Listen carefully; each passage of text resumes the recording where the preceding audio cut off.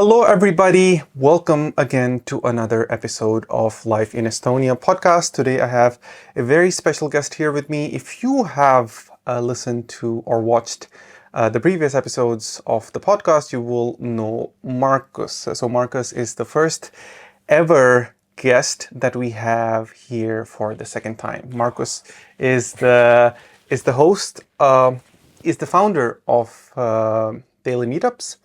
It's online platform / group that joins people together for different activities where people can meet each other, where people can create different kinds of events and meet each other. I think it's one of the best platforms that I have seen in Estonia if you want to socialize or if you want to meet other people. I had first Markus on my podcast before, where we talked about his journey, about how he came to this idea of having daily meetups from his own, struggles as an expat as well. And today, actually, we're going to talk about many other different topics. So if you're interested in more about the background of daily meetups, how it happened, where you can find it, then you can definitely look at the previous episode. But today we're going to talk about many other different topics as well. So again, Markus, welcome. Thank you, Manan, for bringing it in. Very nice introduction. Yeah. Very solid. Yeah. Yeah, Daily Meetups. We talked about it a lot the last time, a year ago, and we've done a lot in a year, which is very cool. Like a year ago we didn't really have something going on every day, so this is a clear progression. And every day we have its own host, like one host for Mondays, one host for Tuesdays.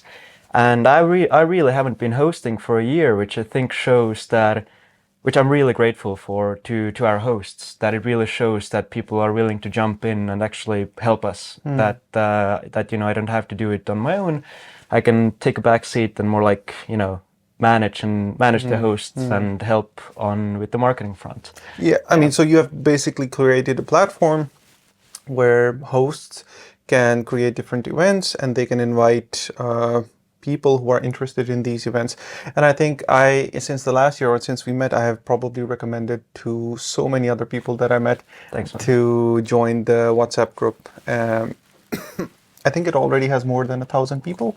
Right. Basically, the numbers, it's really easy to remember. On Instagram, we have 350 times 2. On WhatsApp, we have 700 times 2. On meetup.com, we have 1,400. So, it's growing really steadily. And mainly because, and honestly, we haven't done much on Instagram for a while, for like a half a year. Simply because we built it up from September up to February with 2 people, with Yumna and Dalisa, who were our marketing person and our community manager, and they helped me build this up to the point where it would be self-sustaining, and we got to a critical mass to having like one meetup per day. And in February we actually had even like 2 meetups per day, so we got to the point where we had like 14 every week. And it was really important because now people feel that, this thing is working. And the reason why it's working is because of the recurring program. Because you can go, let's say you like playing board games, you can go there every Monday and you can see the same people coming back week over week and eventually develop a relationship like that, which is a huge contrast to like networking events that might happen maybe once a month, even if that, and where you just have to go and hope for the best, that maybe something clicks with someone and you might have a lunch with them. So in our case, that's why it's working, because we have the same program week over week, which obviously changes every now and then. And I'm hoping to get back to it in November, maybe in December, because I want to make some, cool changes and, look for new hosts and look for new activities we could get into. And it's going to be fun. Yeah, I mean, I think that's pretty much like great for daily meetups as well. But I think the purpose of today's podcast, the topic that we would like to talk about, is more apart from take a little bit step back from the work and talk more about a lot of personal things and personal journeys as well. Yeah. So how has it been the last year for you, or since the time that we met on a more personal level? I mean, I understand that Daily Meetups has grown, but how has it been personally for you?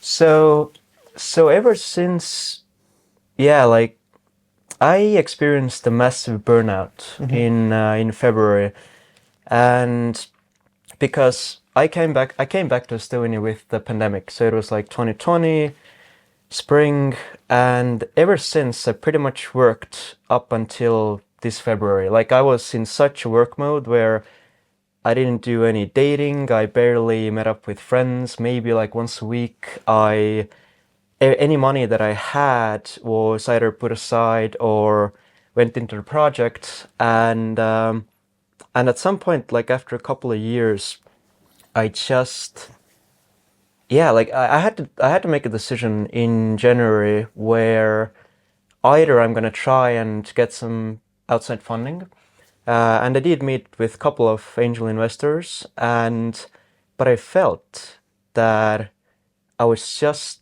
out of energy. I was just, if even if we had gotten some funding, even if I had kept going, I think I just wouldn't have. I think I would have lost their money. I had to face that question, like, am I really ready to do this right now? And I also felt I wasn't, for lack of a better term, adult enough. So I decided in February, I told Yumna and Elisa that, hey, we're out of money. Obviously, I gave them like a month or two heads up that this is the situation, that I am out of energy and I need to take some kind of a step back, some kind of a vacation. And I had two friends going to Bali at the same time, and somehow the stars aligned and I was like, yeah, I should probably go with. So yeah, in March and April, I was in Bali, and then I came back and I had a very tough couple of months. I had like, before Bali, we diagnosed ADHD because, I mean, naturally, because I was in such a heavy place, constantly working, burned out, because I was doing the project, I was, earning money for it, which I'm a math tutor. So essentially I gave at some point, my record is like 11 lessons in a day. So there were weeks where I would give like 50 lessons per week, I think, and it was a lot. Yeah, just to clarify here for that Sure. you were um, putting money into Daily Meetups and not getting anything from there, Everything. and then you were Yeah. personally putting in from your tutoring as well. I mean, just for our readers to understand. Yeah, absolutely. So yeah, Yeah. please. Because for me, that's so natural. Yeah. For me, my natural inclination is to really do everything that I can for the mission, essentially. Because the whole mission that I have discovered with the Daily Meetups is to bring people together to solve a variety of problems that stem from loneliness. And I mean, the mission is essentially to make sure in the future that no one would ever have to feel lonely again. Obviously, it's a very lofty mission, but just like any kind of a startup,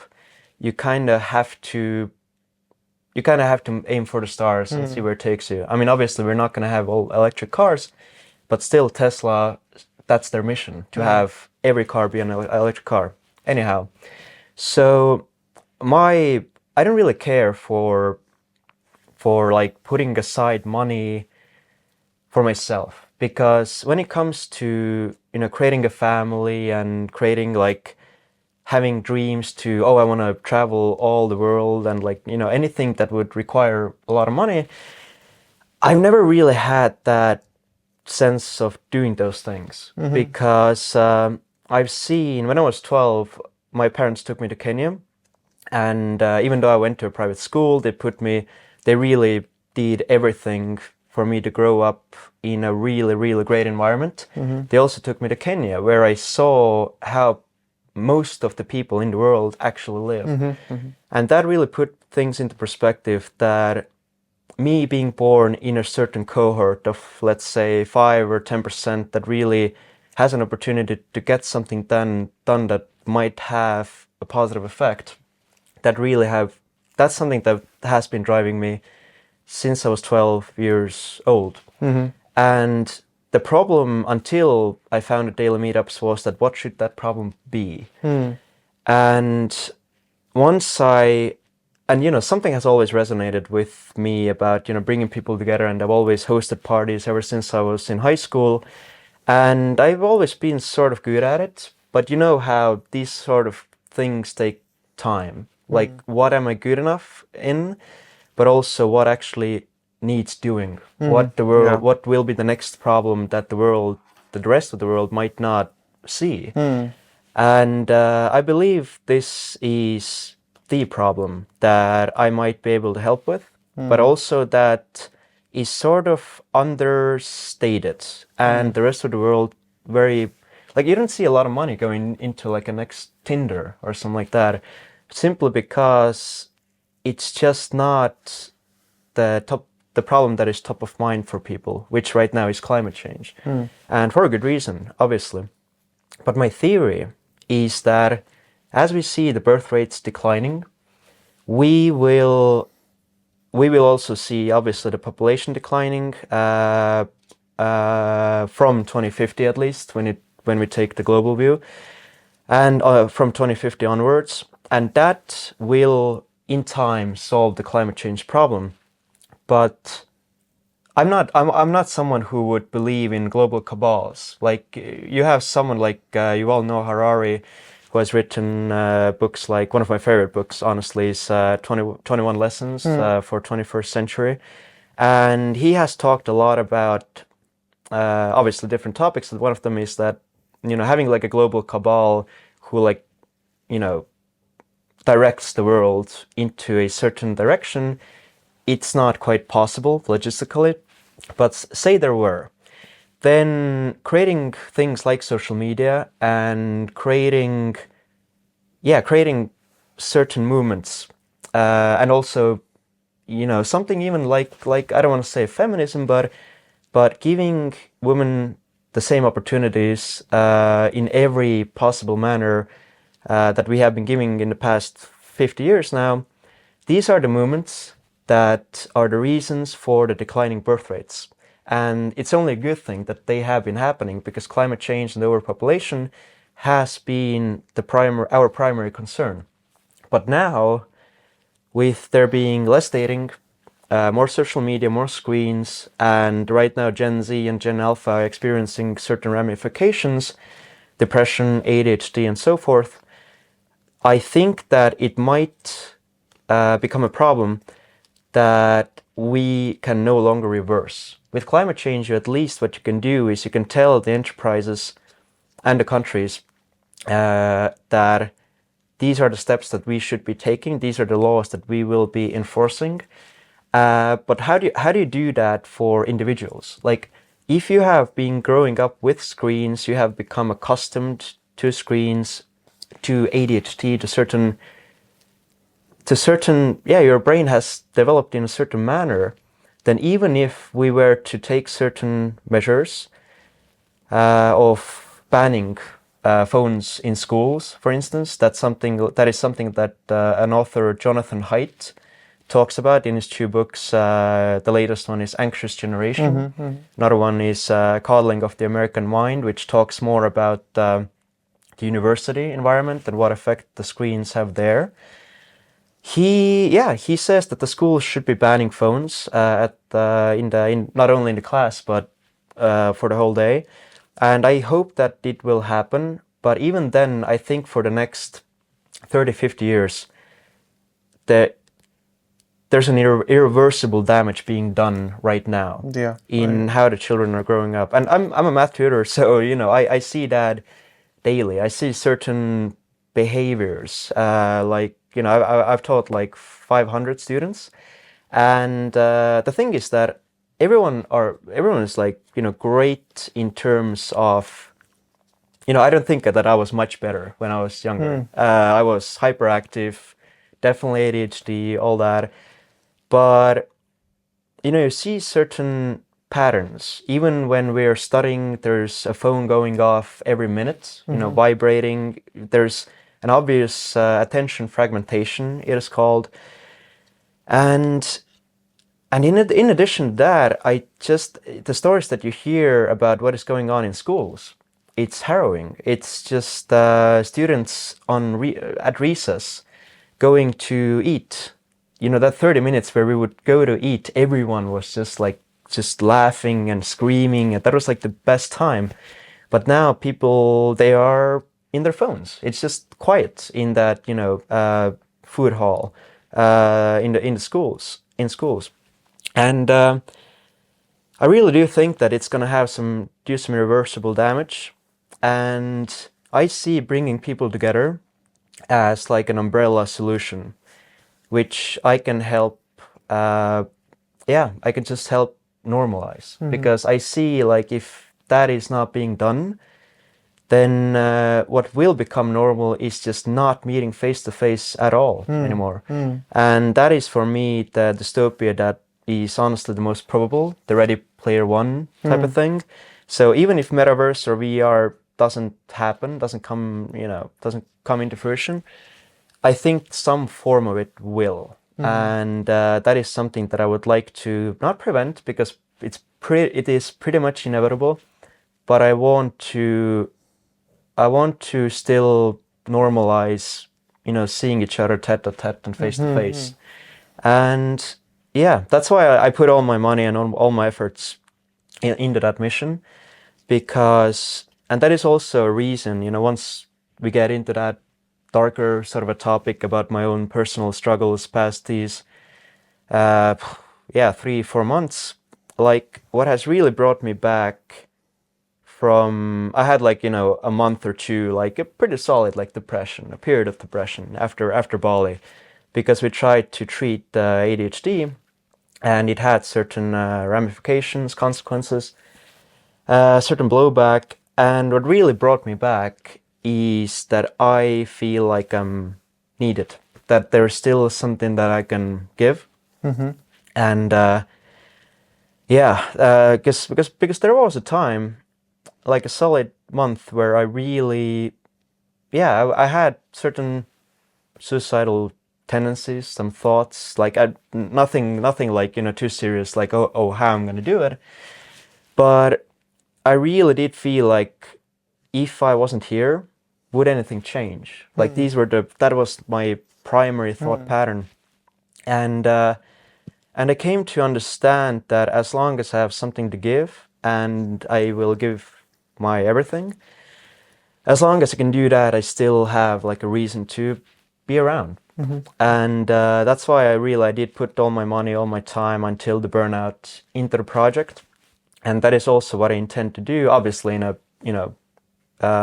measured manner, so that I would still plan out, how we would survive, and not just throw money at something, still think of the ROI. But this is a mission that I will be doing for the rest of my life. I hopefully it will be for a long period of time. But even if something were to happen in my 50s or 60s, and let's say I get a heart attack, not to jinx it, but let's say it happens, I want to go out in a way that I know that I did my best. And Yeah, I think I'd like to. You touched upon quite a lot of different subjects. We talked about, the global aspect of where we are going, the current trends. We talked about loneliness it's almost like a pandemic now. It used to be an epidemic, but now it's more like a pandemic. And how or what you are doing in order to solve that. And what you talked about was that through your own struggles, what you came to realize was that it was other people and other people's communication with you that told you that you are very much needed in certain aspects in their life as well, and that is something that brought you back. So I think we all struggle with this aspect of like being needed. Like, how would the world be if we are versus how we are not? I think I will talk because I myself struggled with these topics, like especially understanding the purpose of like why are we here and the purpose of life and everything. And I have my own theory about that. But to touch upon the topic of loneliness, I think it's especially in the context of Estonia, it's such a huge problem, and it's a problem that that expats are a segment that talks about it, right? They talk about, okay, because they come from a place and they come here and then immediately see the difference, right? Like they're lonely. But for somebody like a child or a kid or somebody who grew up here, who certainly grew up with some aspects of, like not communicating with others or being immersed in their phones or not having, like the kind of combined family structure that maybe other Eastern cultures have, and you're not too much in contact with these, then these are the things that they grew up with. And that is, I think, one reason why they probably don't talk about it, because they never felt never knew the other side of it, or what They it never could. had the lack. Yeah. They didn't have the contrasting point of view. Contrasting Essentially. point of view, Yeah. exactly. So I think that is why I feel that every expat that I've talked about, or every expat, or every even immigrant that I've talked about, even the people who came from uh, Russia or people who came from Ukraine, there is the biggest topic that there is their biggest concern, like dealing with loneliness. It's on top of weather, it's on top of cold, it's on top of the cost of living, because these are all like, I mean, obviously they're all like concerning topics, but this topic of loneliness and actively saying about it, that feeling of loneliness is something that you actually express it as a problem, is something that you would see in this very, very specific segment. And then I also feel that you have a lot of a lot of the people who are coming to the meetups are expats as well, like people who are coming to these events. So yeah, I mean, that's the main differentiator between people who stay in Estonia and who leave eventually, because we started 2 years ago. 2 years ago, and now as I talk to people in our community, that is like there are people who have now left within those 2 years who didn't quite, and they are the ones who didn't find not their place. Like they found people, but it wasn't quite enough. They got a better offer from some other company or another country, and they left. And then you have people who have been here for 5 years or more, and it's really easy to just see the differentiation, because the people who have been here 5 years or more, they came here before COVID, and they found their place by that time, and they decided to stay here instead of going back to their home country for COVID, and whenever I talk to people like, why have you stayed here or why have you left, that is by far the main differentiator. And this is something that we want to help. What is one of our next potential directions, is for us to help companies not to just bring expats in, which Estonia is very good at.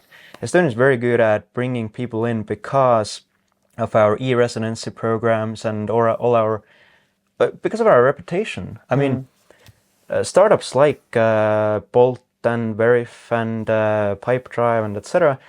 And Wise, they have done more for Estonia than I ever could. Like the reason why people come here 80% of the time is they came here with a job offer. But the problem is that they come here, they find the place at first great. It's great for development. It's actually very quiet, which is again great for personal development. And but the problem is exactly that it's very hard not only to integrate with locals. That's honestly near impossible. Like that's something that is just that's what people keep telling me, that they don't know any Estonians, and I'm so not confused, but just surprised. Ooh, Yeah, but at the same time, I get it. I know that one of the persons, Carolina, she works in a company called Move My Talent, and they're the people who, like other companies hire to bring people. And one of the things that she also mentioned, that the reason people leave is quite simply because they're not able to create a circle. So what you're doing in a way, or what your mission is, to help people find connections and like create a circle organically, is something that I believe has a measured monetary value for the country, Absolutely. for the company as well, and for the country. Because of course, imagine spending like thousands of euros on interviewing a person, selecting a person, bringing a person, onboarding them, bringing them here, training them, making sure that they do everything, and then like after 3 months or 6 months or 9 months, they decide that they don't want to stay here, they want to go back, or they want to leave. I've done a lot of research, and it's the cost is from 6 to 12 month salary. Okay. So on average, it takes like to do all that, recruit, train, onboard. It takes like 9 month salary. Yeah. So I'm really surprised why the companies aren't putting more emphasis on that, especially as the quota for bringing in immigrants to work, not immigrants, expats to work, is 1% of Estonia's population. So officially, you can bring in companies in total can bring in 1,300 foreigners officially in a year, and that is the yearly quota.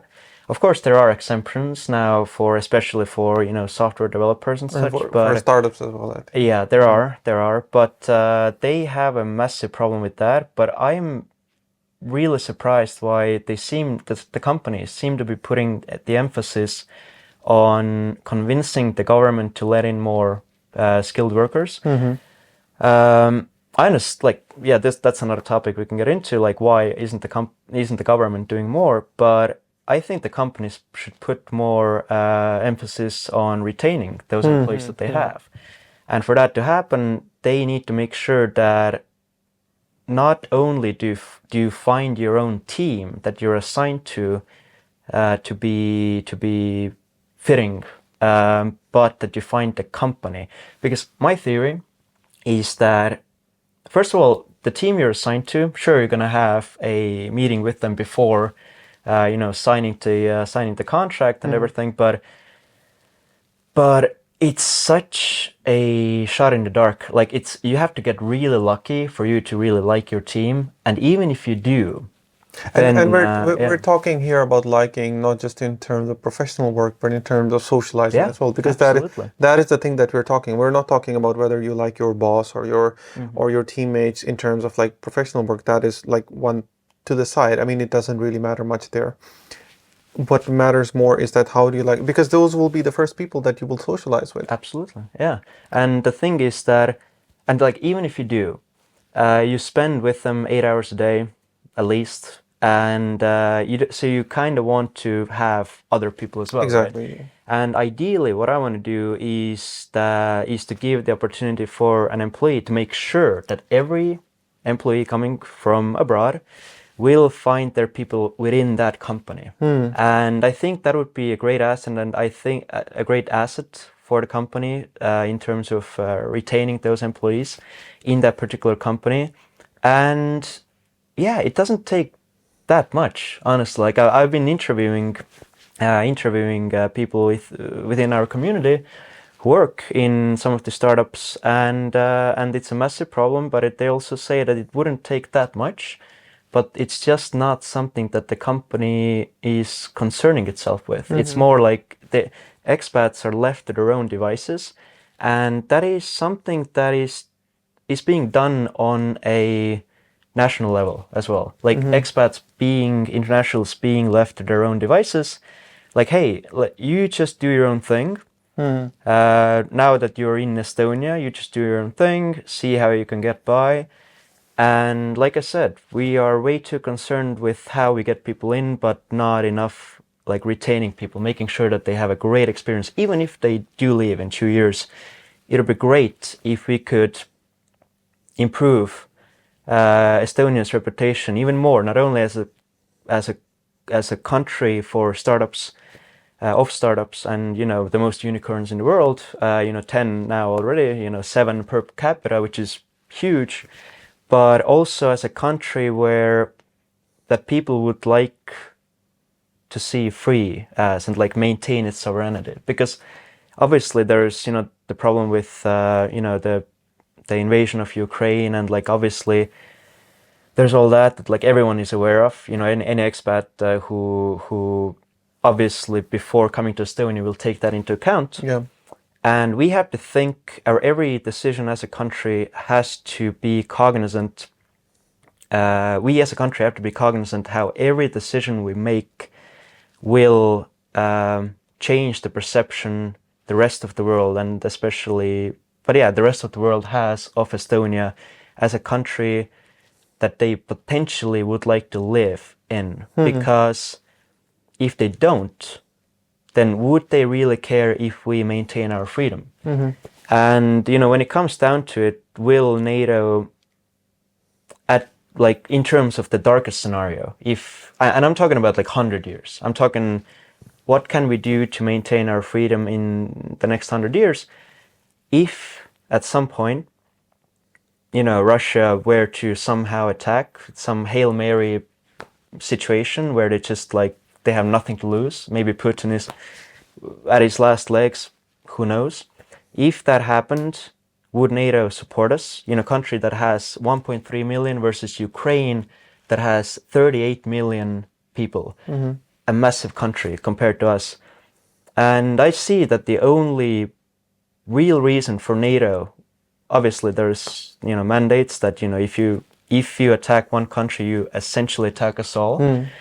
But what it eventually comes down to, let's say Trump gets elected, eventually comes down to is do the politicians making those decisions, with the rest of NATO, the politicians have to be elected there by the people who care about countries like Estonia.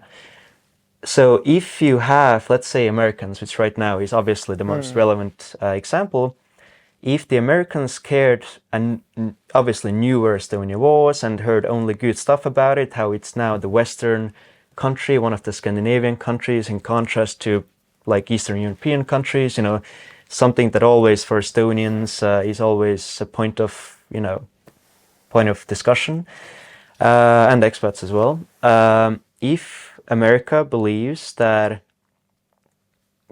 is the case, that Estonia has truly become a Western country in only 30 years, which is huge, is huge, then they might actually vote against Trump for Kamala Harris, and they might actually like care enough about Estonia to cast their vote towards her. And that is what I'm hoping for with initiations like Daily Meetups, that we give people a great experience of living here, so that they would go back to their country, if they go back to their country, and yeah, just for lack of a better term, give us a good review. And yeah, that's it.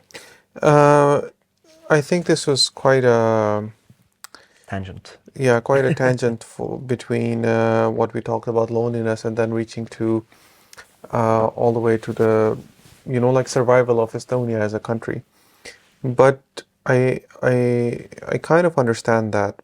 I mean, there might be like 100 different factors that determine whether or not like the political climate and the actual everything around that, how things would turn out to be.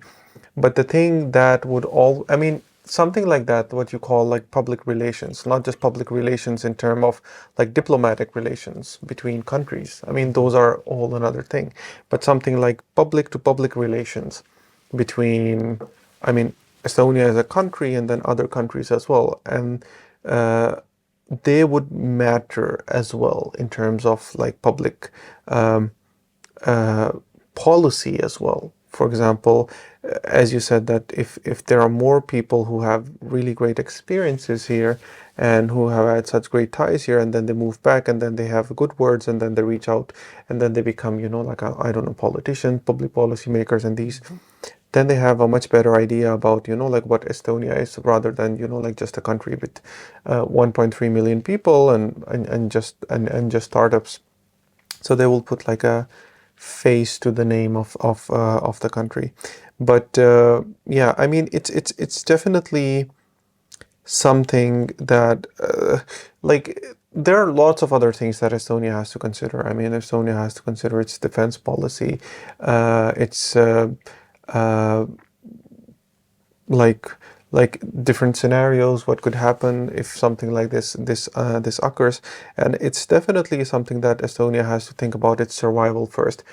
But I think a lot of times when these things are not, like taken into consideration, like this topic about, like helping people retain here in Estonia, the reason why I believe it's not talked about is because the the result is not very urgent. Like if somebody's not feeling good or somebody's not feeling happy here, the decision time will not be like in the third day or fourth day. It will probably third or 6 months. And the positive aspects of it, but for example, if you have a social circle, the results of that also come like in 3 to 6 months as well. So there is no immediate ROI that you can show. It does show in a matter of like months later as well, that how um, these these things have turned out to be. So I think I I was recently giving an interview to this one journalist, and she asked me that what could Estonia do more uh, as a country, and one of the things that I said was, in addition to other things, is that mm, that that maybe what Estonian state or state institutions can do is to look at people in the public, or maybe in the social media, or in the circle of that people who are following or doing the providing the same value or moving in the like almost a similar direction as they want to move, and then like collaborate with them. Because like for example, something like the work that you are doing is in terms of daily meetups, you have had quite a reach. And I think that if like for example, the government institutions, I mean, there are quite a lot of government institutions, like for example, I know there is work in Estonia, there is International House of Estonia, they're doing like Settle in Estonia. Settle in Estonia as well. They're doing really good work with the seminars and helping people, like acclimate to these, like uh, different things, and then helping people get together as well. But then again, I also think that being a state institution also limits them, because like you can't that there's a limited number of responses that you can give. You can't tell people what's on the other side, or what other people have done, or you always have to follow the book as well, the book that you are given exactly from the state, that this is what you Not what to you mention need the to, bureaucracy when it yeah, comes to what the just a rules, single decision. yeah. Yeah. Whereas the reality is not exactly like that, and that is a huge big reason why I feel that like even my channel, it grew in popularity, exactly because people saw that, okay, this guy has gone through some real experiences, and this guy is talking about them on ground reality, but it is not really what just like what state is telling, that come here and this is how it is going to be. So the actual ground reality of what it's like living here.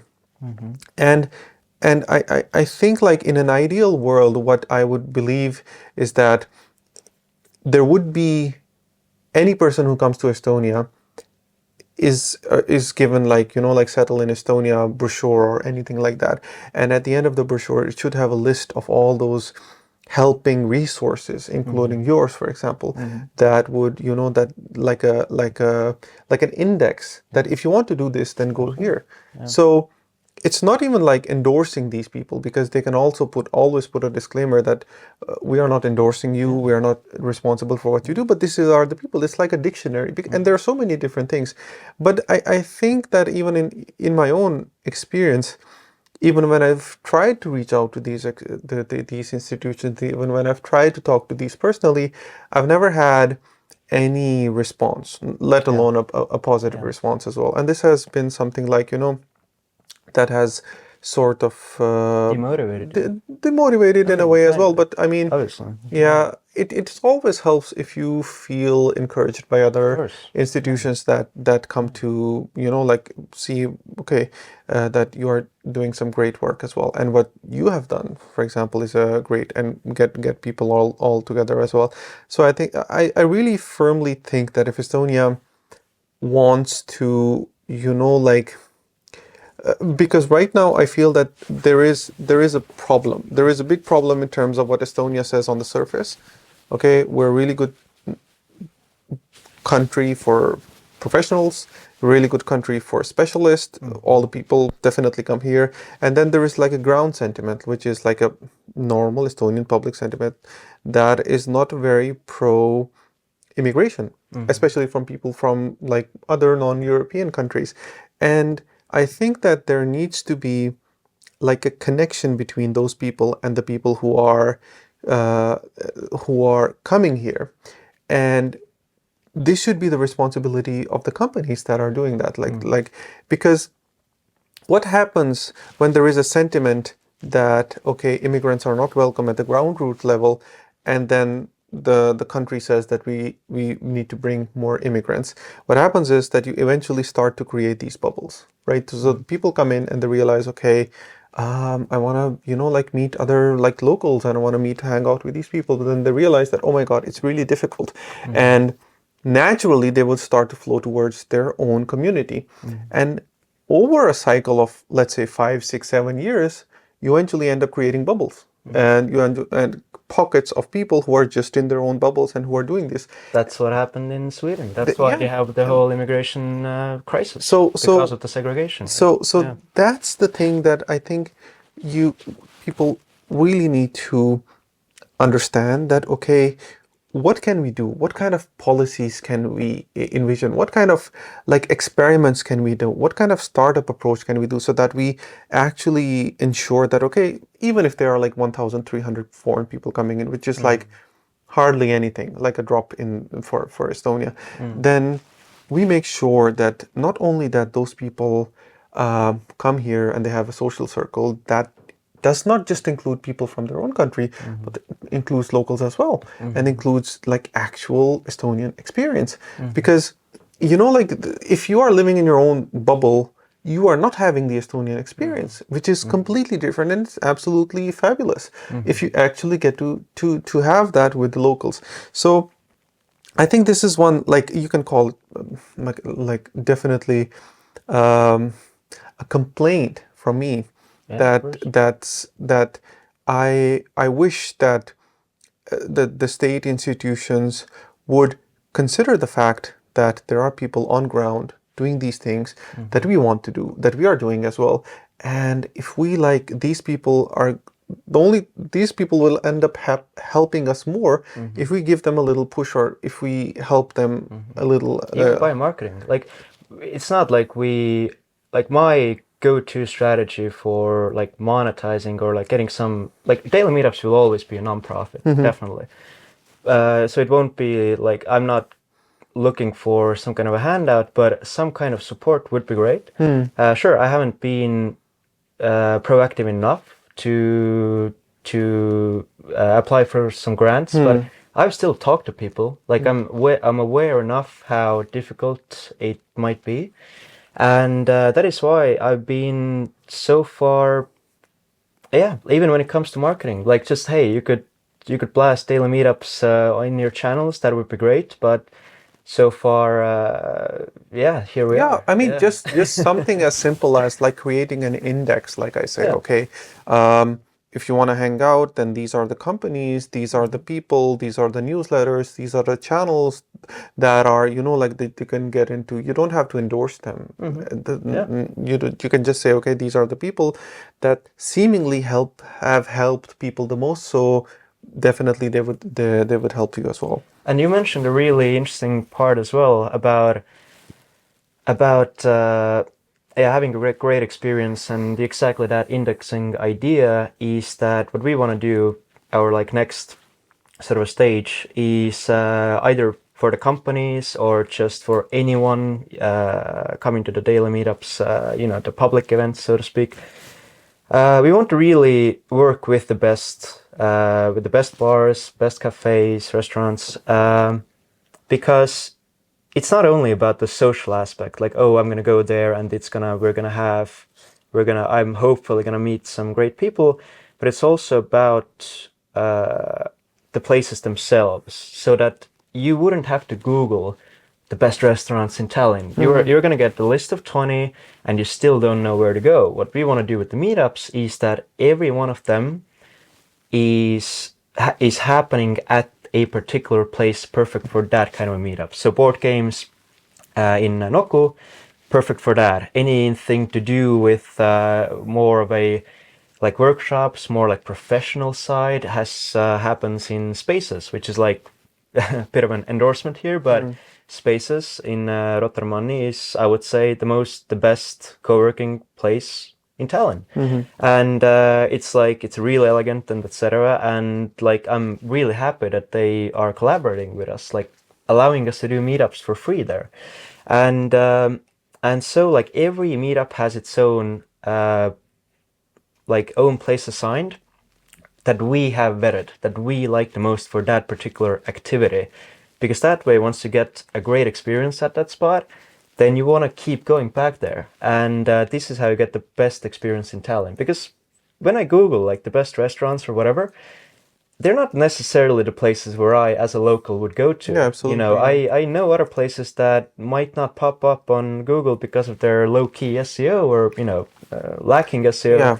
But that's what we want to do. Yeah. I mean, the first two results or the first three results on Google or the first page are just the people who have just good SEO. Yeah. That's pretty much. That doesn't necessarily mean that they have the best experience. I mean, Google Maps is still good that you have quite a lot of reviews as well. But I also feel that because like a lot of good places end up being under the radar, and then also quite a lot of like average or poor places end up becoming on top of it, and you only realize that when you were there. So I think that is one like such a big reason why people end up like using social media or using these aspects, because I had a very good insight in when I first started posting as well, and I realized that people were asking questions that can be easily Googled, like in 1 second, like they can easily find out. But what people are not really looking for the answer. People are not looking for the answer that to the specific question. People are looking for a person who had the specific question and who went through it. They're looking to share their experience. And looking to share with somebody who went through the same thing and who solved that thing as well. And that is exactly what, like 99% of the questions in all the Facebook or all the expat groups are exactly about. I mean, almost all of that information can be gathered easily by a search on Facebook or by on Google or all the things. But what they're looking for is somebody who can tell them. They're looking for a person. Right. They're not looking for information. So yeah. But I think I want to move ahead to and before we do, just as you were talking, just I also need to say that exact thing about you being the one, not a local, that is talking about Estonia is the exact reason why anyone listening to you who hasn't been to Estonia will have a really positive effect to it, because will be impacted positively. Because if it was me talking about Estonia as a local who has grown up here, like I have an incentive to give them the best bits, like, oh, this is great and that is great, blah, blah, blah, because I wanted to come here. I want whatever for tourism, whatever it might be. Like obviously it's beneficial, but for you it's just like you give it like you give it straight. Like you give it you tell it as it is. And I think I at some point in our conversations, like a few months ago, I even brought a parallel with like a metaphor with about like Napoli pizza. Like we all know that Napoli pizza is great, best in the world or whatever, but in Italian pizza, obviously, but a local telling us about it, oh, that's the best pizza in the world, wouldn't go down as smoothly or like wouldn't be as believable as you going there, Yeah. being there for a week and then telling me about it. Then I would be like, yep, like Manon, that's a credible dude. Yeah. I trust your opinion. So that's the thing. It's such an interesting thing because people are not looking for information. People are looking for people Yeah. who have That's the why same we follow questions. social media. We're Yeah. like, oh, I know that even if that influencer is being paid, like for endorsing that like place or product or whatever, they're still trustworthy because there hasn't been like a backlash or whatever. And like nowadays, if she or he wouldn't be trustworthy, that would be revealed pretty quickly. Yeah. Like nowadays. Yeah. So yeah, It's such an interesting thing as well that people that I'm in the Meetup WhatsApp group as well, and I think that there are quite a lot of discussions that happen, and quite a lot of times people end up asking questions that are not necessarily related to meetups as well, and that is exactly why I think because you have sort of like established like a level of trust with these people, and once you trust somebody or once we trust somebody, then we want all of our questions to be answered by them, even though they might not be the best person to answer them. And because we trust them, this means that if they don't know the answer, they will tell us, right? So that's also a very interesting thing as well, because we have this, like hoops that a person or social media influencer or whoever or a company or whatever has to jump through before we say, okay, this is the person we trust. But once we trust them, then it's more like then we don't want to spend our cognitive effort on judging everything that they say. We just ask them, okay, what is the best restaurant that I should go to because I trust you? And they say, and I will not. You don't have to double check them or confirm them or do anything. it's the halo effect. It's in exactly, psychology. yeah. It's like just first impression. Yeah, That's literally exactly. what it is. It's something that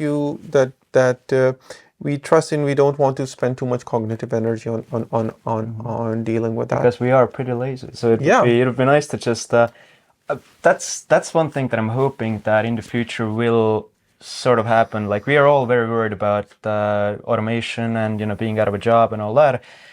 But I do hope that it would be cool if like not every person, but if your job would literally be an expert in something and people could come to you instead of Google or in the future ChatGPT, Bing or something like that, and get an answer and you would get paid for it in some shape or form. Because like a part of me really even thinks that it might happen, because one thing is an influencer, but another thing is someone that you can contact in Estonia who's like a food reviewer, goes to restaurants, because it's great if you have a friend. Like I have like friends here who can ask, like, they know about good clubs, good parties, they know about good restaurants, and I can always go to them. But imagine being an expat and coming here and having no one. Yeah, That'd be great asset to have. And coming back to the indexing thing, like that could be integrated easily. I mean, even right now, I'm in the similar position now because, like, if I have a question about something specific, if I have a question about cars, selling a car, buying a car, I have a friend that, like I know I can ask them. If I have to go out, for example, I don't know, like official matters or something related to the law or immigration, I have a friend that I can ask to, like a lawyer. And then like all of these things that every person needs, I don't have to Google, because I have a person that I know that is like a trustworthy person that I know that I can answer them, that I can get the answers from. So I think this is something, and it's not something that you can just write and then just give to the other person, because it takes a level of trust that you know the other person, then you like build a relationship. But but what can happen is that you trust somebody and that person trusts somebody, so you automatically just do a shortcut and then you say, okay, if that person trusts them, then I will trust them as well. And that has happened so many times, because recently what I've been working on, or one person asked me, like he's a pretty famous person who's relocating to Estonia, and then he found me through my YouTube channel, and he said that, Manan, I need a list of all the basic things that like you would require, and I'm willing to pay you for that. And he has asked me about real estate, he asked me about law, he asked me about um, like getting basic, like the places to get food and everything. And I said sure. So I just created the list of all the simple places. On a spreadsheet, right? Yeah, I've seen that. yeah, I think so. It's public now, right? yeah, and on a spreadsheet. That was great. And then Great I work. just shared with him, and then he just great. connected with those people as well. So I mean, this is again something that has taken me years to like find and these, and so it's just definitely a level of trust that other people can't like just copy. Like you can't just copy, or you can't just take this and then like make it happen, because there has to be a person to person relationship in order for this to work. Yeah. So I think Can I get some water? yeah, sure. You can already hit me with the next. Sure. Next, we can take a pause. Yeah, it's cool. Okay, so we had a much needed water break, and now we're back. And I want to move ahead to something that we were talking off camera before when we started recording this podcast. Was it this question of asking yourself, what am I good at, or what am I supposed to do? This was something that you mentioned that you had to struggle with this question quite a bit, and it is something that I struggled for many years. But I would like to hear your thought about this question. Like, what made you ask this, and what made you, like specifically pay attention to this idea? Well, when I was 25 or 6, only then did my parents start telling me about what they were good at when they were young. So I figured there must be some genetic predisposition for certain things and why I'm good at certain things. Because when you're younger, you don't quite think about your genealogy that much. Like, oh, my family is good in that stuff, so maybe I should go into that or that field. But because I was really struggling from 20 to 25 with, finding a problem that I want to solve and finding a certain path, like many of us do, obviously, I really wanted to know, I wanted to stop resisting and like flow with the current. Like, stop doing what people expect you to do. Like, I went to study AI, which requires a lot of programming, which I'm not good at. I gave it my best, but especially nowadays with ChatGPT, if you're not really good at it, there's perhaps not that much point in going down that road. So and then I started with the daily meetups, and then more and more, and that really came from like, gut feeling. Like, I really wanted to just do it because I wanted to do it. There was like no reasoning behind it back then, at least. Like, it wasn't like, oh, I need to solve this problem and that would be the best way to do it. It was just I wanted to meet people. That's it. But then, as it went on, I really did feel that I'm good in, making sure, for lack of a better term, that the group is entertained. That I just had a conversation about it with a friend the other day and I said how one-on-one, I actually, even right now, I sometimes feel like, oh, my mind might go to places where, your mind might not, in a way, like might not keep up, but in a group. And why I'm good at, like hosting the meetups, I think, I assume, is because I get to go to different people, get them going, get them into a conversation, make sure that everyone feels accepted. And that part comes from my dad, who's very like, warm and very like, knows how to have just a chill conversation about like nothing essentially. And then another part comes from my mom, who's very empathetic, who just like whenever she sees someone at her ballet class just being on her own, like sort of like a new person, she goes there and makes sure that they're okay. So, and that's what I learned. Once I knew about these aspects of my parents, it really came about that, okay, this is something I might be good at. But then, because I do want to build something larger. Obviously, I wanna be working with people, leading a team, and I think I could pull it off. But when we worked together with Yumna and Elisa from September to up to February, I really did start discovering. Obviously, I was on the verge of a burnout all the time and very stressed out and all that. But I did start discovering certain deficiencies, certain, where I really would need to get better. But and I really want to find. But I've also come to learn. Even in Bali, I talk to people who are founders, working in Bali, and they say it. And I read a lot about startups in general, and you do discover that co-founders complement each other.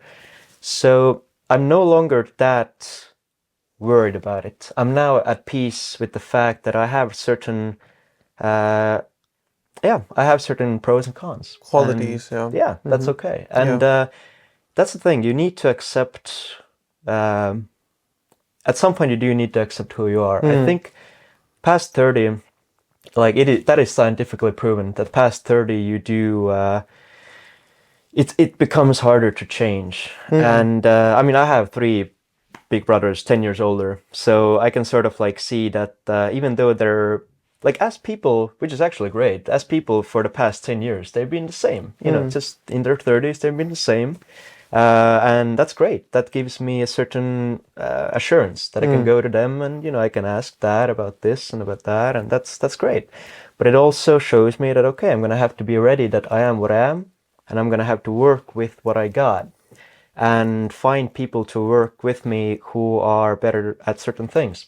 And there are many where I need to be complimented. But yeah, that's something that maybe I think that it's very interesting what you said about finding out that what you're good at versus what you're not good at in terms of meeting other people, because I realized it myself as well, that only when you meet other people, only when you talk to them, only when you like talk to a suitable number of people, then you start to realize, okay, generally I am very good at this one thing that other people seem to struggle with, and generally I am not very good at this thing where other people are naturally very good at. So because it's very interesting to realize that in our heads it's all very, very normal.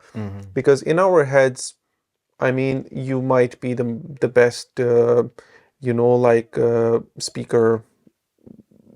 You might be the best speaker in the world, but in your head you're just a speaker. Right? You're just somebody who's speaking, and the fact that you don't know how good you are is only because you haven't contrasted it with other people, and you haven't connected with other people, and you haven't experienced it with other people, so that you know that, okay, this is what I'm good at. So that's a very interesting way to sort of understand and start to find out, okay, what am I really good at, or what is it that distinguishes me from other people. And that has to do with something that you have to discuss or just share with others, or just put yourself out there. Be vulnerable. Yeah. That's the one thing that I used to struggle with, like, honestly, until I was like 27. Like, I didn't want to show that I had weaknesses. I wanted to be like, and whenever I was vulnerable at, like, let's say at a party or whatever, like in an intoxicated state, then I would sort of backtrack. I would, like, the next morning would be like, hey, forget about it. That, like, I don't have any weaknesses or whatever. You know, try to not be like macho about it or whatever, but not like some toxic positivity masculinity type thing, but because I felt like my credibility would falter, and my credibility would get ahead, and that was scary for me. But now I've come to realize it's good to be upfront about these things, especially if you want to work together with someone. Like, hey, I have come to realize that I'm bad at these things, and when you can do it, like, Exactly. Yeah. when I'm like 29 and I'm self-aware enough to do that, then that creates trust. And that's something that I've talked about with other, friend entrepreneurs and in a startup scene, and that, like, just be honest and say that, yes, like, personally, I don't think, and I'm sure Yumna and Elisa, like, felt that as well every now and then, that I can have weeks where I'm just not at 100%, like, consistency. And that is something that I'm working with, and that is something that when we talked about what you're good at, but that discipline aspect is something that I have had to create and really be cognizant of. That week over week, if you need to do something, and we mentioned I have this accountability agreement with my friend. Every Thursday she has to do her thing. Every Thursday I have to do my thing. Just something that is completely not like, oh, you need to get that many likes or whatever, but something that you just need to do, something that you have control over. And that is something that has really taught me and I'm talking in the past couple of months, taught me discipline. And I really want to keep that up of, having someone that you promise to do something. I think that's a very, very cool idea that I have also experienced in my life as well. And it all starts with, like, the first thing is that you have to first accept who you are, right? That's the first step. Okay, I am good at this and I'm not good at this. Because if you don't do this, if you don't accept that, you will have this constant inner fight within you, and you will not accept any help from the outside because you believe, okay, I should be fixing that myself. And if you're good at something, then you will probably get overconfident that, okay, I'm good at, and then you will probably not work on that. But what the example that I want to give is the same example that I gave you before as well, is to once when you accept yourself, then you can start to sort of hack your way in order to perform certain tasks. Like, for example, as I said, that I'm not, like, very good at waking up in the morning, right? Like, early in the morning, it's very, very difficult for me. But I also know that if I have given my word to someone, that if I'm supposed to be in a meeting with somebody, then I will always be there very early, and I will never ever be late. So what I can do if I want to wake up early in the morning is that I can intentionally have my meetings early in the morning, and then I know that I will wake up in the morning. And it's this same thing. Like, you can, if you accept that, oh my God, I love dark chocolate really much, then you can say, I'll have a dark chocolate every time, I come back from the exercise. Right. That's it. Yeah. And then once you start doing that, then you will be able to create, like, a reinforcing loop that Atomic Habits. Yeah, Yeah, that that's you will, the book, right? yeah, Yeah. then you will be able to create a reinforcing loop of, like, this is something that I should be, that I can work with. But I mean, it all stems from one thing, and that is, like, acceptance. To realize that, okay, it's fine, I'm not good at this, I'm good at that. I'm not good at this, I'm definitely good at that, by observing other people and putting yourself out there. But once you accept that, then you can work with it, and then you can sort of like, have a outside view. Okay, this is, like, my mind, this is my body. How can I make it work in a way that achieves the goals or the objectives that I want to achieve? There's, regarding that, I always had this idea of, because I will be 30 in December, so, like, 5 months from now, and or fucking even less, and that's terrible. And I really had this vision of being like, for lack of a better term, the best version of myself by the time I'm 30. Like in part because of those research, those studies made about how difficult it is to change after that. And for the past year, what happened was that I would try to create that version. Like all the focus would come on me, and I put a lot of pressure on, like, doing as much training, doing as much reading, work, whatever. And what came about was that pressure like destroyed me. Like I didn't accept myself as like what I am. I wanted to become something better. And sure, it's good for like an athlete, solo athlete, or like, when you're doing things solo, because there you can push yourself and risk with the fact that you might become like a stressed out, almost unlikable person at times.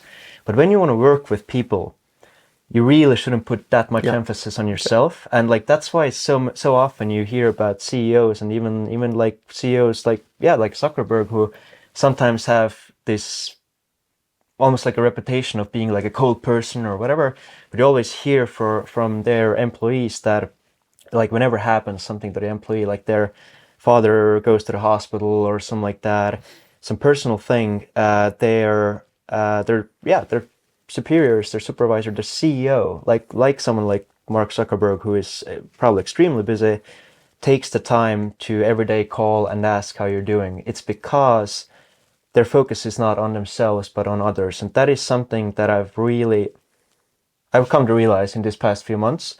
That once I do get again down to working with people in building and going after this mission that we talked about, I need to take away focus from myself. Because honestly, like when I was doing the daily meetups for the first year and being the host myself for almost all of them, that is what happened. I didn't think of my own, like, oh, how do I look? Like, do I, is my six-pack developing, or how many books I've read, or how, I don't know, like those personal things.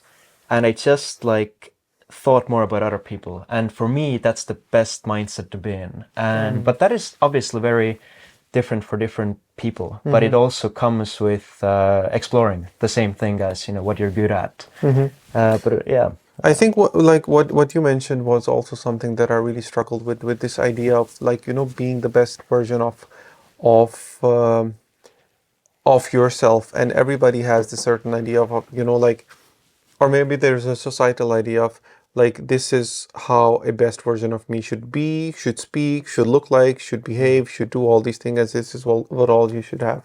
And I actually spent a lot of time struggling with this, and really because when you're alone, then you have like, and especially you're an expat, you're in this country, other country that you move to, then you have this pressure of this whole thing, like making something out of yourself. So it was like double the pressure that I felt, that okay, that I have to be something by this, and everybody else is being progressing and I'm not progressing.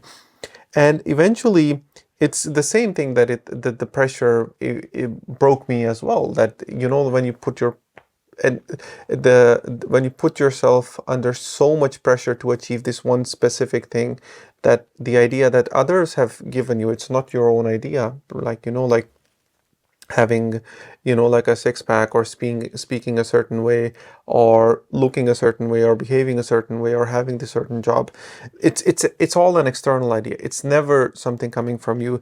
Then it is something that like you are moving away from your own self, from your own, what you should be doing, or what you need to do, and what is something that only you truly can do. You are sort of moving away from that because you're following the dictation of some external input. But the key insight that I had was related to this idea of success, of like what you can also call like being the best version of yourself. And what I realized was that everything that we call success is just simply a feeling that we have internally. For example, let's say that you want to be like the owner of a company that is doing all of these things. Let's say you have achieved your mission of, like having no loneliness in Estonia, for example. And what is happening exactly? What is happening is that you look at that, and then there is a feeling that happens internally within you, whether it is a feeling of joy, jubilation, fulfillment, whatever that is, it is happening within you.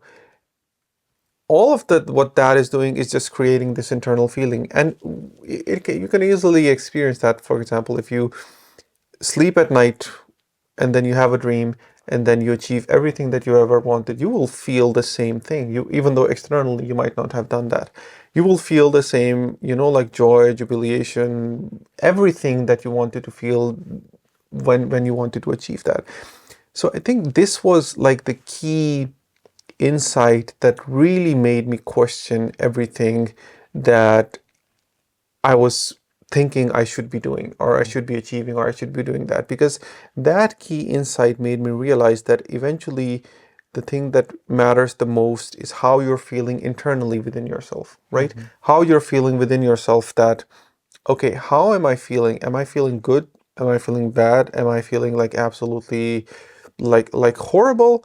Or am I feeling, or have I got enough control over my own body, my mind, my whatever, everything, that I can experience peace and joy no matter where I am? And it's that insight that made me realize that until you are able to achieve that you can sit, or that you can stand, or you can move without any external input, you can be at peace, or you can be at joy, and you can be, like be, or for lack of a better word, like be happy with yourself without any external input. Only then you will be able to find, or you will move in the direction of what you should be doing, or what you're supposed to do. Because before that, everything what you are doing is just simply what others have dictated, that this is, what you should, be healthy, or you should be, because health has this certain way, you should look a certain way, and that is what you're running in that direction because you want to feel that feeling inside you. And the thing is that that feeling, when you achieve this, it does not last very long. Right. And that is I think a really like thing that made me realize this was that people who are really, really successful, like, bankers, lawyers, CEOs, people who work at the peak of their efficiency, or people who are at a certain level of so much success, those are the people, not all of them, but quite a few of them end up doing drugs, because they realize that, okay, I need to feel good. All of these external things are not making me feel as good as I thought they would. And so that is why they, they take these drugs to make themselves feel good.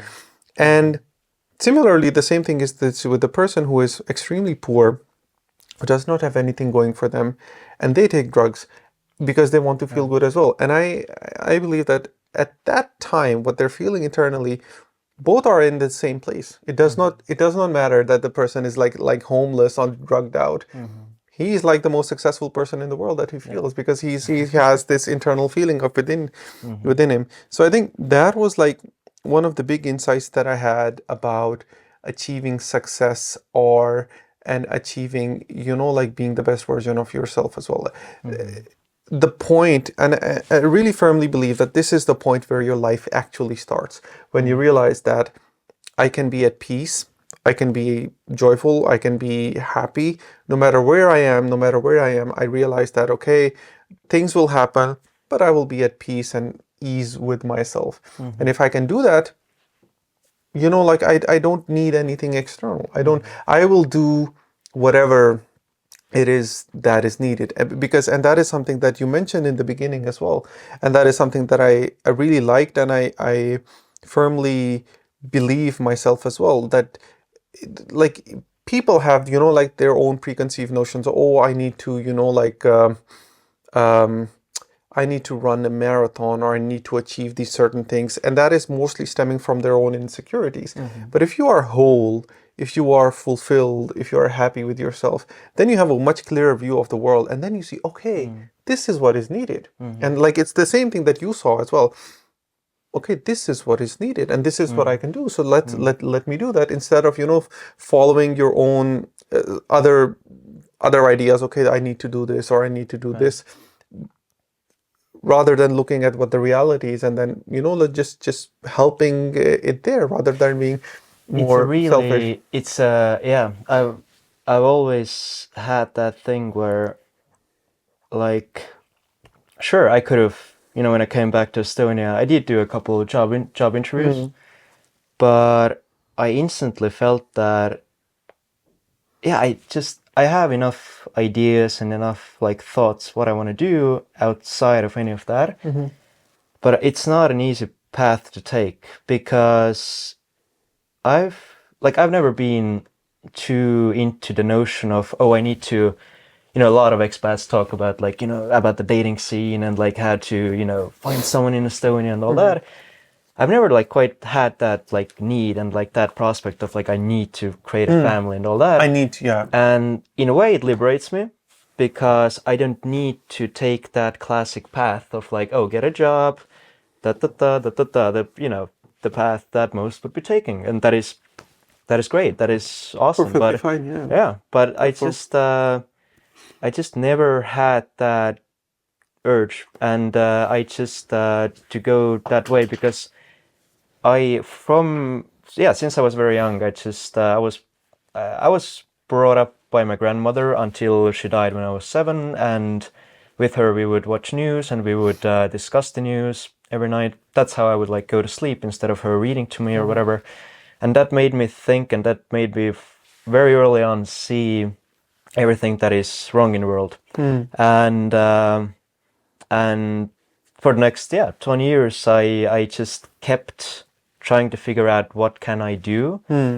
And there's also that aspect of, I don't know, that honestly, like when you told me right now that like what makes you feel good, that is what makes me feel good. And like you also mentioned something like drugs. Like this has always, obviously I was in the Netherlands for 5 years, so obviously this and that was tried. So I've tried that as well, and by now I've gotten to a place where I have done in my 20s things that I want to do in my private life that would be on my bucket list, even though I've never created one, but they would be there. And now what I feel for the rest of my life to be like the reason for living, it's not that I want to buy a house or buy a car or buy these clothes or travel to these places. They don't really excite me anymore. They really don't. So when it comes to inner peace, even though it could be considered external in a way, it's gonna be about work, about being mission driven.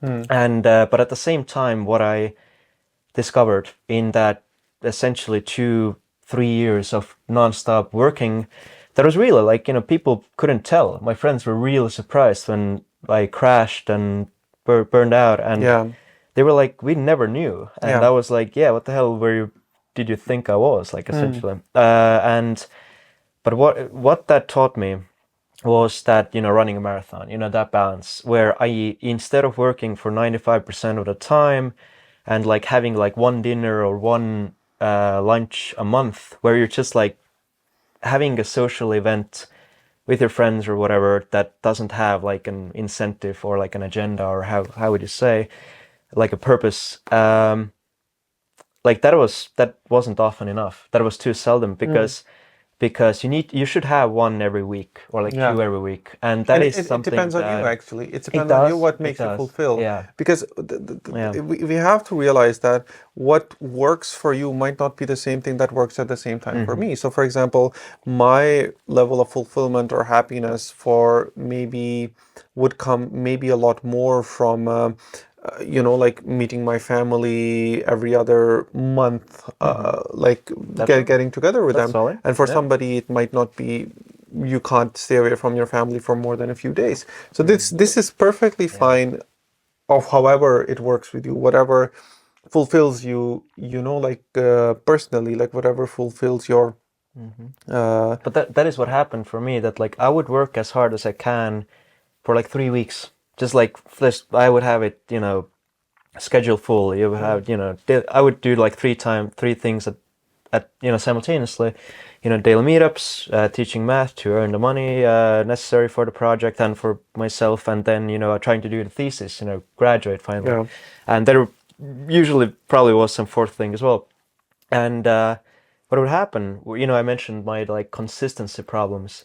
That's why I had them. That like every month there would be like 1 week where I would be completely like overworked, just burned out, because I would do it 3 weeks straight, and I would, because I felt guilty every time that I like didn't work or like didn't take the full amount out of the day. So now I'm really cognizant about having like, okay, I have a week and I'm going to do something on the weekend. Like last weekend, we would just go just took second half of the Saturday completely off, went for a bike ride and later for drinks. And then in the middle of the week, I had something else, and like do like twice a week, just like in the middle and on the weekend. But other than that, I'm gonna work. But like I need to be cognizant of like, okay, what is the best way to have that consistency week over week, so that I wouldn't burn out on like the final week of the month. And you're absolutely right. It's completely subjective, but that is something that has worked so far for the past couple of months, and I hope that it will keep working. Yeah. So, if I work together with Yumna and Elisa again, then I hope that they can be more reassured that I won't be burning out like every other week, right? Yeah. So we'll see. Yeah. That's a very important thing. That's a good accountability right here. It's sort of like if they see it, it's gonna be like, oh, we're gonna hold you to that, Markus. Yeah. Okay, I think we are almost there. I think we should start wrapping up. Is there anything on your mind that we think we could talk about or we could mention before we wrap this up?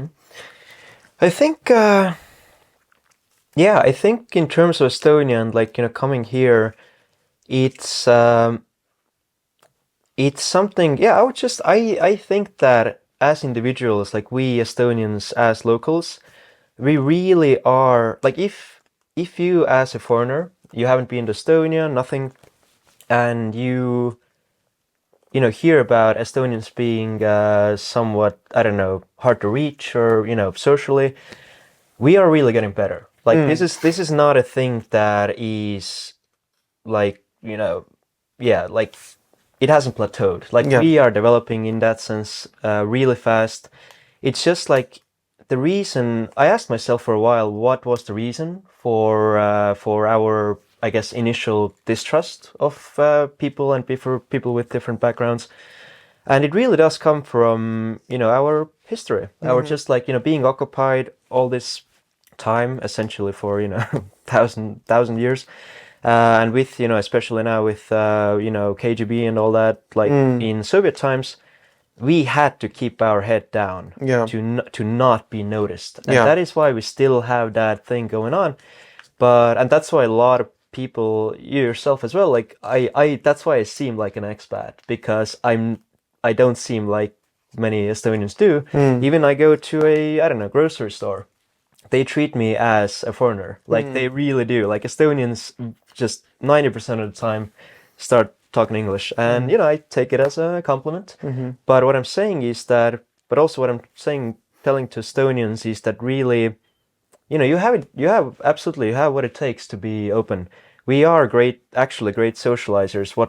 Once we get down to it, and once you have, talked to us for 5 minutes, we actually get, we are, we can make it happen. But the thing is that we should be more cognizant or more aware that this is something that we should develop in ourselves, so that when we have our next generation of children, like, my current generation, like we now pretty much like start having children, like some already do, but like, a lot of us, I think this is something that we should teach the children, that, hey, we have some friends in our social circle who are foreigners, to whom we talk, we speak to in English, and that we could normalize that for our next generations. Because if that doesn't happen in our Gen Z and Gen Alpha generations, then it's like a generation that we have already in a way lost from the perspective of the rest of the world in terms of being open, because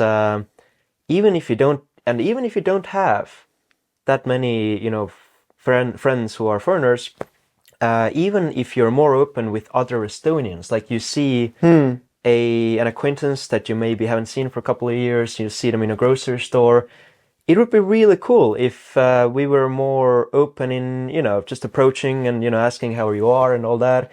And the thing is, we Estonians, we are very aware that we are aware of this small, hindrance that we have about being open with other people and all that. But we should also try to do something about it. And even if it's with other Estonians, so that the expats would see that we as people are warm and that it is worth trying to integrate into this society. Because otherwise, like, what's the motive? What's the incentive for trying to be a part of Estonians if even you see Estonians being cold towards each other? Yeah. Like, then there's literally no incentive. And that's why a lot of people, go to places like Bali or whatever to work, because from the get-go that it's so much easier to just chat up with random people in co-working spots. I think it's so great that it's coming from you, because when a lot of time I get a lot of criticism from obviously Estonians who comment on my YouTube channel, is that they say that it's okay. They say that if I go to like any other country, I don't ask the locals to change. I don't ask them to be a certain way.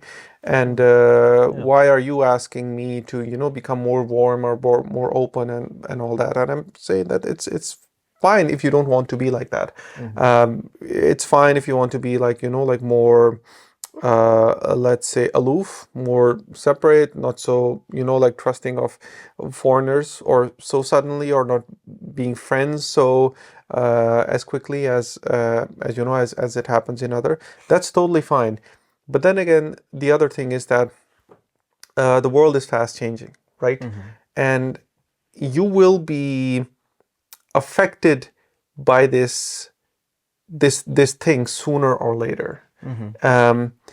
Because the next generation of Estonians, they're radically different. I mean, I've seen the TikTok generation, because they know about the whole world. If there is a meme in Pakistan, they know about Pakistan. Like it's a fact. Like they have such better English before they go to school, because they see everything from TikTok or from YouTube.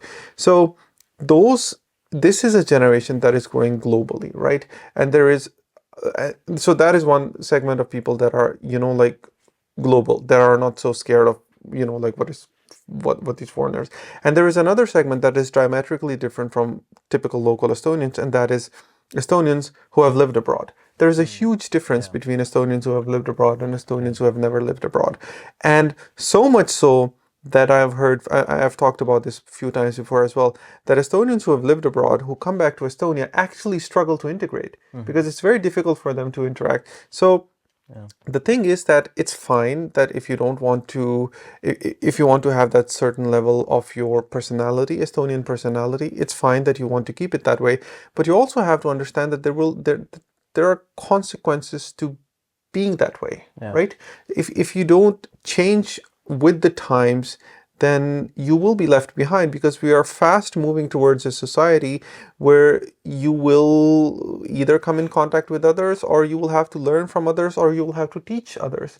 The world is fast becoming more connected, and your tribe is not the only thing that will keep you there. Like it's not going to be the only thing. So when we have to, I'm just surprised that we want to be a part of the Western world and distance ourselves from our, Soviet Union history and Russia. But at the same time, and I don't mean Russians as a nation. Like, there are so many great Russians in our community and in Estonia in general, and honestly, like, there are times where it's easier for me to work to get into partnerships, and Russians sometimes are more open to that because they are expats. know the pain that we are trying to solve. Yeah. But I'm just surprised sometimes that Estonians don't do anything to further that mission of being a part of the Western world, like on an individual level, because it's almost as if they hope that, oh, the startup community and the government and all that, they will take care of that. But you can literally do your part to maintain Estonia's freedom. And like, I know that this is a very, doomsday level of thinking, but especially recently, having a sort of a 1-2 month, depression sort of a state, I did start thinking about Estonia's freedom for the next 100 years. And there is a chance that, first of all, regarding our birth rate, which is like 1.6, so it's quickly dwindling. In 100 years, there's at that rate, there's going to be 400,000 Estonians, which means that we might have to decide or like prioritize what do we care about most. If it's the land, that, the land will be there, it's going to be Tallinn, we're going to have it, like no one's going to attack us, invade us, whatever, then maybe the best course of action, if we prioritize that over our people, the Estonians, who have like whatever Estonian blood and heritage, and the language, the Estonian language, if we prioritize the land, which in my opinion should be prioritized, then we should bring in and integrate as many foreigners as possible. And I'm just surprised that for the first 30 years we made headway with e-residency programs and so forth, but now they're not a novel concept anymore. You have countries like Switzerland, France, even maybe for their own purposes, but Turkey and Russia having e-voting, or you can do stuff there. But so it's not a novel concept anymore. So the question becomes, how do we differentiate ourselves now? How do we use this moment of being this land of unicorns to actually sort of improve our reputation as a country where you would like to live? And that is why I'm telling Estonians to maybe, I don't want to say like put in more effort. Everyone has their own problems, like work, and especially now with with the economy and all that. But when you get a chance, you like go out, you're at a bar, you see some expats or even tourists, strike up a conversation. Like it isn't that hard. Like why? Like there is nothing more for an expat.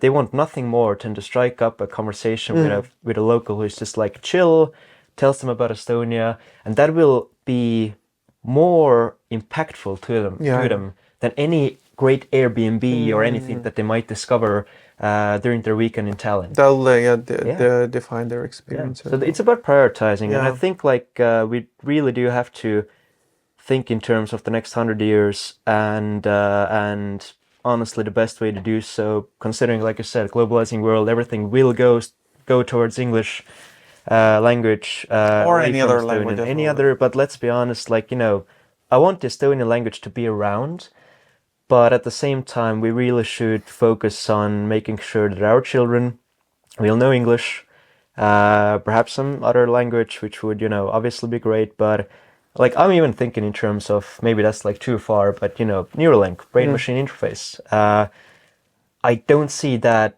those eventual applications there being translated into every language like right now the apps are, because there you have different brain parts being activated for different languages. So I see that being pretty much only in English, maybe Mandarin, or Cantonese, but and once you get into the future, English is going to be prevalent, and we should focus on just doing anything we can to integrate with the Western world, to put it bluntly. Yeah. And all right. And well, it was great having you, Markus. Hey, I'm glad thanks for to. inviting. I'm so glad that we Cheers. talked about so Yeah. many other different topics, and I think we can talk about like many other different topics for a very very long time. We should do it every year. Just Yeah, we like should. see the We should. progression We with should. with my mission and Exactly. each I- other's Yeah, personal like journeys. like an annual accountability. Oh, that'd be great. Yeah, We should like put like what is it? Years goals. years goals, And then resolutions. define that. Yeah, that That would be we should cool. achieve That'd that be, as well. that's the ultimate accountability right Yeah. here. Yeah. But okay. Thank you everybody for Hope watching. you enjoyed. It was great having you, Markus, and yeah, I'll see you in the next one. Yeah, great. Have a great autumn. Cheers. Bye bye.